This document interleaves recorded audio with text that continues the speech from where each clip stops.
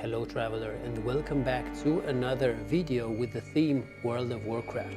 I will take you on a long journey where we discuss everything about the Burning Legion.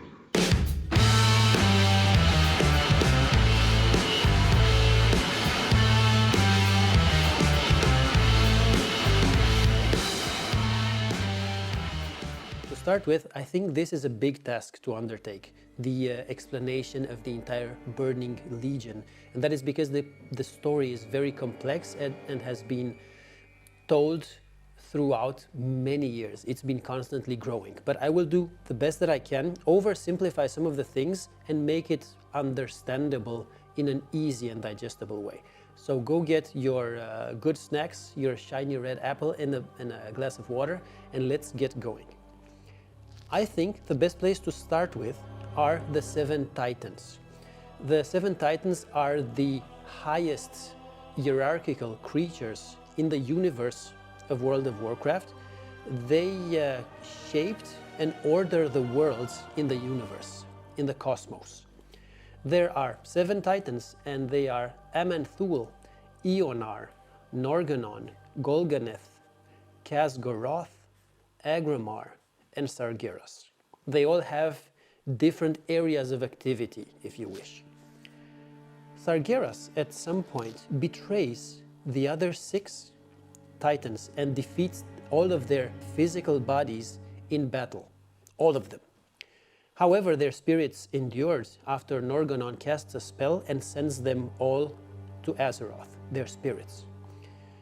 Sargeras then goes on and creates this Burning Legion, I'll get back to it, to eradicate all life in the universe. So if you want, Sargeras is this big mega bad guy of the Warcraft franchise, as Chris Metzen calls him. Now, why did he betray the Pantheon, Sargeras? At some point he learns about the existence of the Void Lords in the universe. These Void Lords would send monstrous aberrations called the Old Gods in the cosmos to infect other worlds that would house world souls, such as Argus or Azeroth. They have these world souls, and they're susceptible to being infected by the Old Gods. If these Old Gods would succeed, then the world souls would be twisted into, quote, an unspeakably dark creature that not even the Pantheon could stand against. The Dark Titans. So these Dark Titans are to be avoided at any costs. Sargeras, when he found out about this, he started cleaving planets in half, killing any potential world souls in them. In his opinion, a lifeless universe was better than one dominated by the void. So by now we have, when he creates this Burning Legion, Sargeras is the maker of the Burning Legion, and then he finds at some point 3 brothers, Archimonde, Kil'jaeden, and Velen, that he wants to put in charge of the Burning Legion. We're gonna get back to that one. And this guy here, Tichondrius, he will be under the command of one of those 3. You'll figure out which one. I actually made a drawing here that I would like to share with you, in case you can see it. Maybe there's too much light there.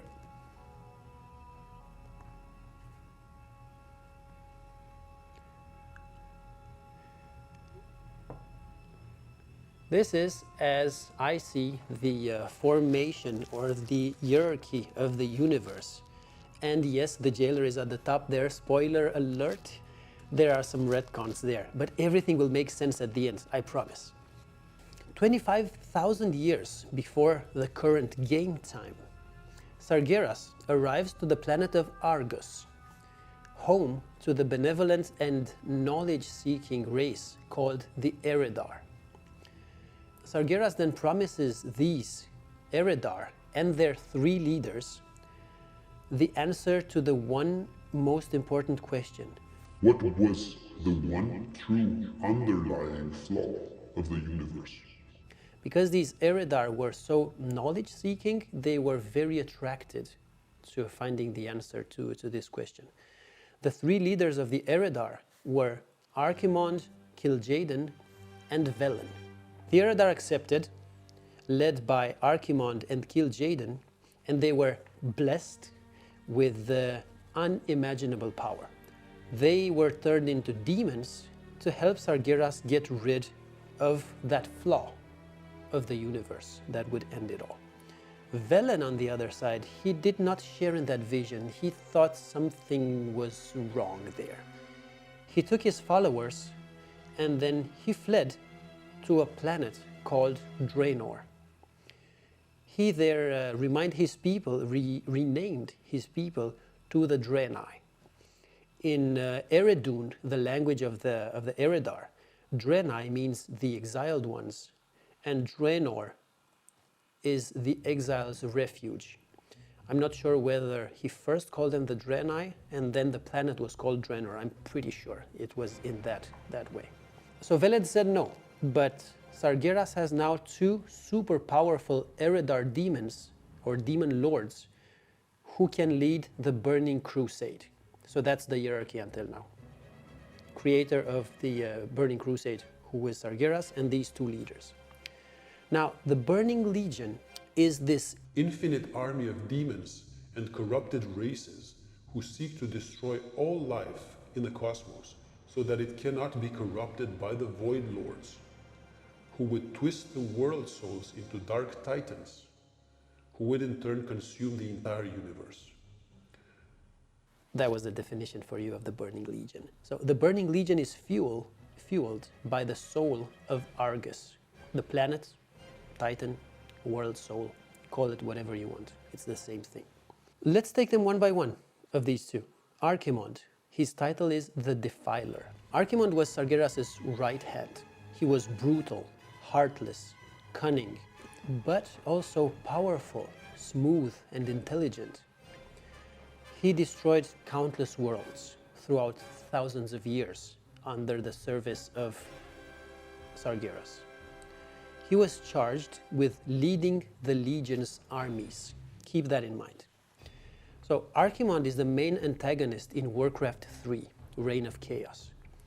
We see him in the Warcraft cinematics destroying Dalaran when he creates it out of sand through magic and then just puts his hand through it and then breaks it and Dalaran just crumbles. One of the really many times Dalaran falls. Archimonde is defeated in the Third War with the second invasion of the Burning Legion on Azeroth. He dies at Mount Hyjal while trying to rip the world tree Nordrassil from the second Well of Eternity there at Mount Hyjal. The way he dies is he underestimated the power of wisps, you know, the wood-gathering small see-through creatures in Warcraft 3. He was surrounded by thousands of them, and when Malfurion rang his horn to empower these wisps, they all detonated and exploded on Archimonde, killing him. There is a cinematic in WoW about that. And that's when Archimonde gets sent to the Twisting Nether. Demons don't die just like that. They have to die twice. The first time they die, for example, on Azeroth, they get sent to the Twisting Nether, where they get to recover their forces, and only in the Twisting Nether we are able to destroy them for good. So Archimonde is sent to the Twisting Nether, and we finally kill him in Warlords of Draenor, where he is summoned by Gul'dan, and we manage to kill him there. The champions. Now, how about Kil'jaeden, the Deceiver? That's his title. While Archimonde was charged with leading the armies of the Legion, Kil'jaeden was charged with assimilating as many races as possible into the folds of the Burning Legion. All the races he could, he was charged with bringing them in as a part of the Legion. Kil'jaeden sought revenge on Velen and his people for betraying the Eredar. On Draenor, where Velen fled with his followers, there lived another race, the Orcs. Probably heard of those. The original orcs, or so-called Maghar orcs, the uncorrupted orcs. The Maghar orcs, original orcs, they were shamanic clans with a very primitive society. Kil'jaeden planned and executed the corruption of these orcs. He did that in a very cunning way. So Kil'jaeden disguises himself as one of the sacred ancestors of the orcs, and he of course went for the Horde's most respected leader and elder shaman. The name of that shaman was Ner'zhul. He tricked Ner'zhul into thinking that the Draenei, they were plotting against the orcs. The Draenei and the orcs were the two races that lived on Draenor by then. At the same time, slowly, Kil'jaeden started introducing warlock magic and bloodlust to the orc clans. With this combination of elements, the orcs soon started attacking the Draenei in skirmishes and raids with the belief that their ancestors wanted the Draenei extinguished. They were simple-minded, so they were easy to manipulate, the orcs. By the way, the original orcs were red-skinned. They became green-skinned after they drank the demon blood of Manoroth. We're gonna get there. So Kil'jaeden's plan almost failed when Ner'zhul went into Oshu'gun and was shown the truth about Kil'jaeden. Ner'zhul tried to undo this damage, but Kil'jaeden was already one step ahead. He stripped Ner'zhul of all his shamanic powers and started focusing all of his effort and pouring the darkest of his warlock magic into Ner'zhul's apprentice and future betrayer. That was Gul'dan, the greatest warlock who ever lived. The reason why it worked so well on Gul'dan was because he was extremely selfish. He had this indomitable lust for power, made him the perfect pawn for Kil'jaeden. Gul'dan always saw himself as a weakling. He was banished from all the different clans that he tried to be a part of and never really experienced success. And he saw all of this great power that he had the possibility to exploit. All of a sudden, he just, yes, I'll just go with that. The orcs, they became very proficient at killing Draenei by now. And Gul'dan offered the orc chieftains the blood of the pit lord Manoroth. This changed the orc chieftains and put them in this horrible bloodlust, placed them at the same time under the control of Kil'jaeden after drinking the demon blood. And the first orc to ever drink the pit lord's blood was Grommash Hellscream and his clan, the Warsong clan. Warsong, not Worksong, Warsong clan. Only a select few refused this demon blood, and amongst them was Orgrim Doomhammer and Durotan's clan, the Frostwolves. There were some effects of drinking this demon blood, or the pit lord's blood.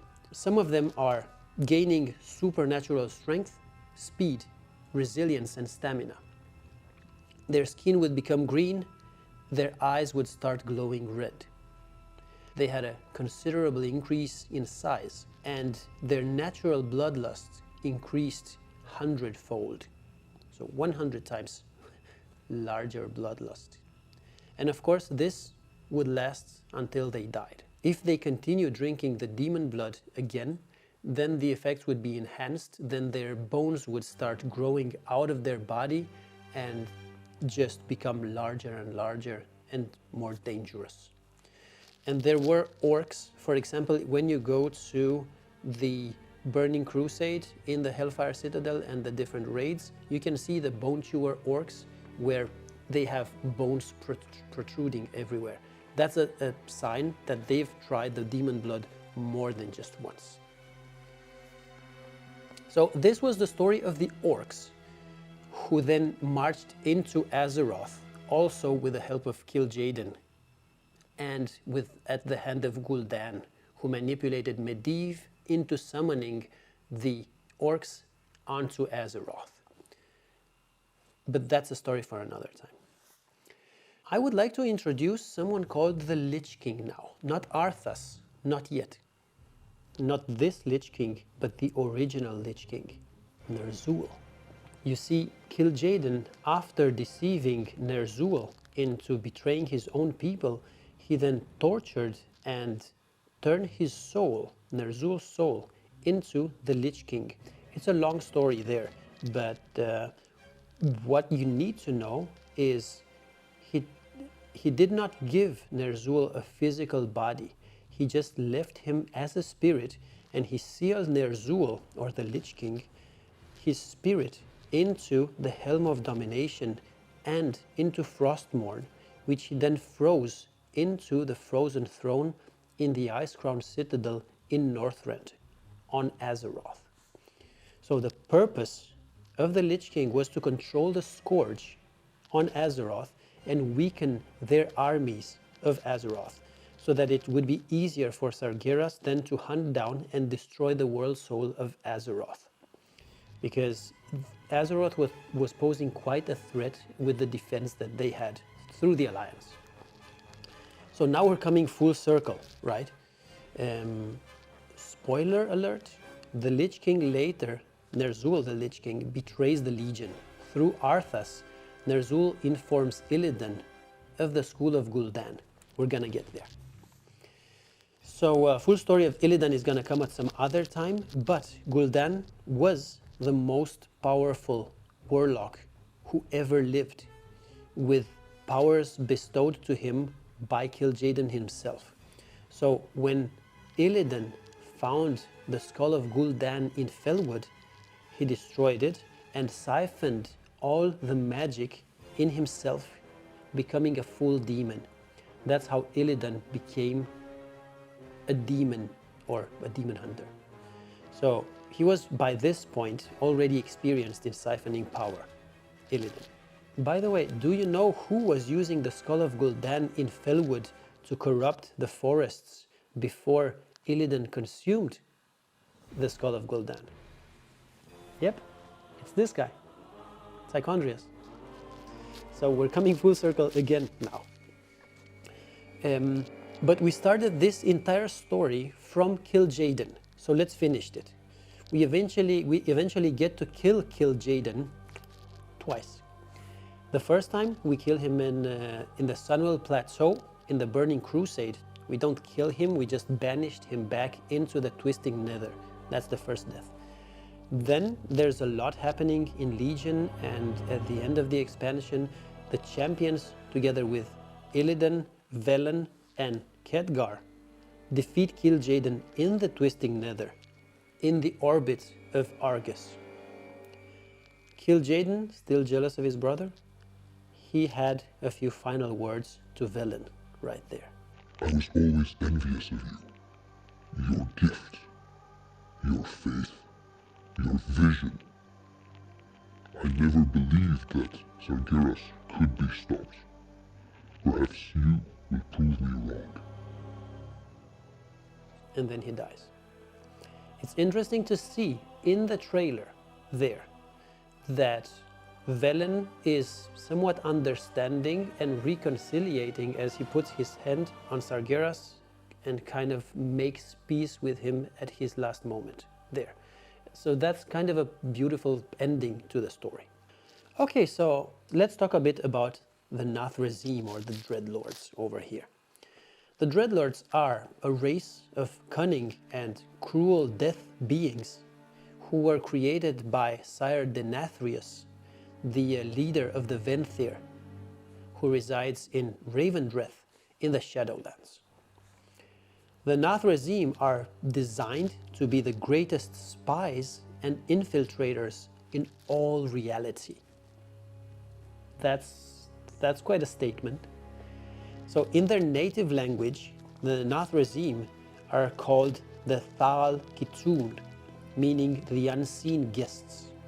This is why we also call them the unseen, because we can't see them. Has anyone seen my Nathrazim figure? So they are powerful vampiric beings, masters of the dark sorcery, but who stay away from the battlefield. They can fight, but they have this tendency to stay away from the battlefields since they are experts in manipulating enemies from the shadow, from a distance. They much rather have that instead of physical combat.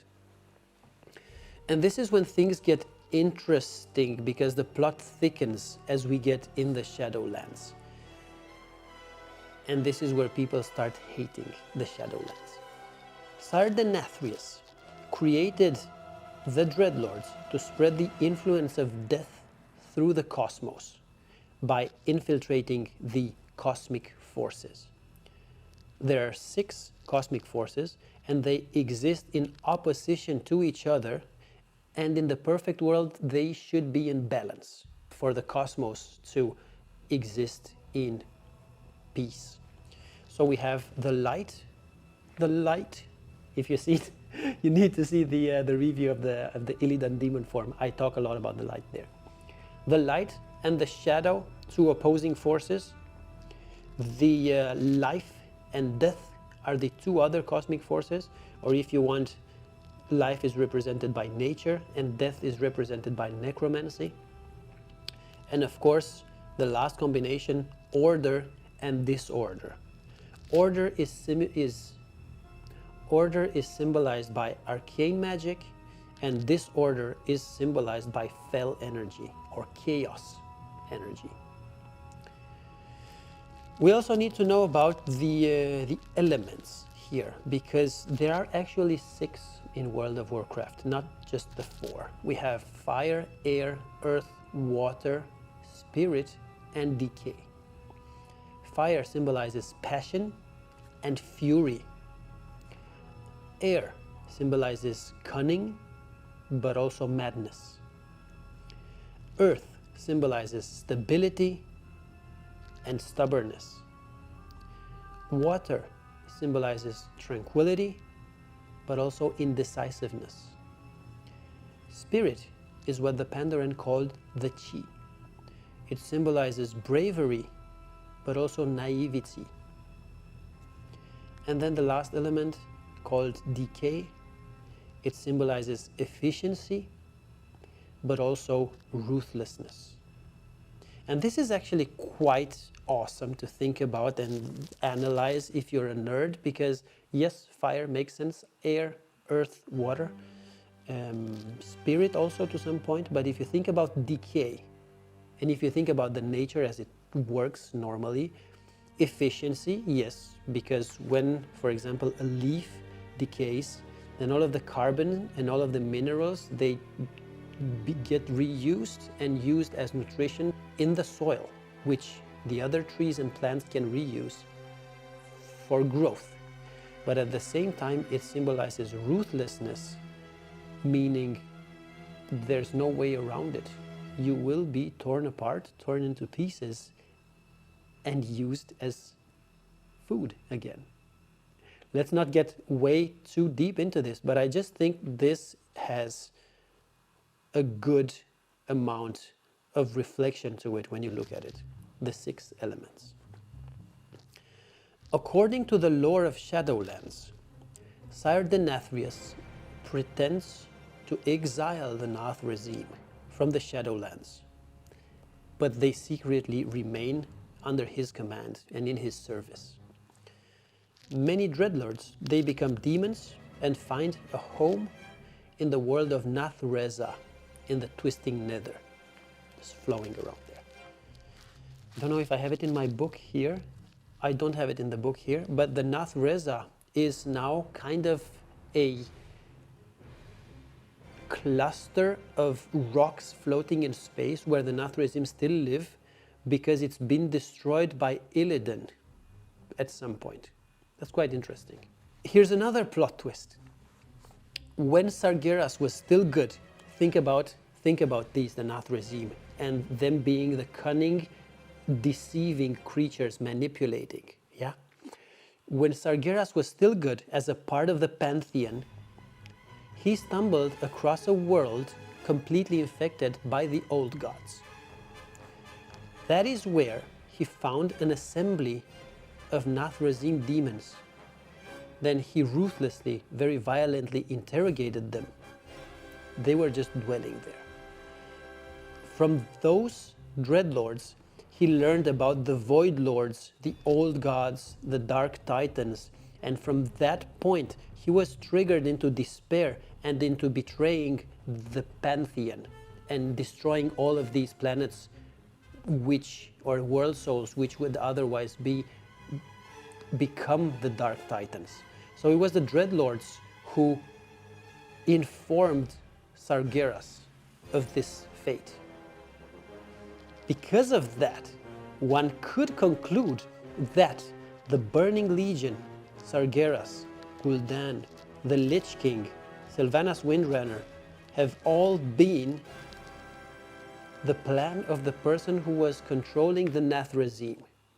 And it's Sargeras who controlled the Nathrazim. Sargeras worked together with the jailer. They worked together in the Shadowlands. So from that perspective, it's the jailer who is the mastermind of this entire thing that created Sargeras and the Burning Legion. Does that make sense? So the waters are divided here.